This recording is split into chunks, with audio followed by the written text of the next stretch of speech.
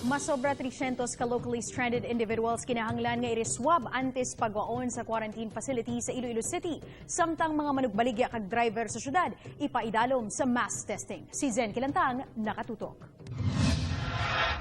Ginkasugtan sang COVID team nga ipaidalom liwat sa RT-PCR test ang masobra 300 ka locally stranded individuals nga yara subong sa quarantine facility. Sunod sa task force sa ikanapulong nga adlaw kinahanglan nga iriswab ang mga ini agud masiguro nga hilway sila sa virus. Apang kun magpositibo maga-extend ang mga ini sang 7 ka adlaw. Ang diskriminasyon mala dyan na mag-uli sila nga kung 14 days lang iban daw nagkapalagyuan nagaduda mangyapon sa ila kay of course why sila mag-test. So kung mas nami kidya kung na-test naton sila kag may dala sila nga negative result.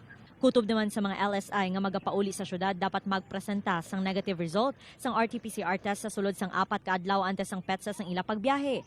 Plano man sang syudad nga magpatigayon sang mass testing sa diin pagakuhaan sang swab samples ang mga ambulant vendor, taxi driver kag mga PUJ driver agud masiguro nga COVID-free ang mga ini. Kutob sa mga ipaidalom sa swab test ang kinahanglan mag-home quarantine. Suplayan naman sang syudad sang pagkaon ng mga pamilya nga maapektuhan. Samtang hindi na pagpahanugutan nga magbaligya sang isda sa sagwa sang Iloilo Fish Port Complex bangod base sa obserbasyon may mga tion nga wala sila nagasunod sang health protocol. Ang warningan sila na isubong adlaw kay buwas na mo din sila yung operasyonan.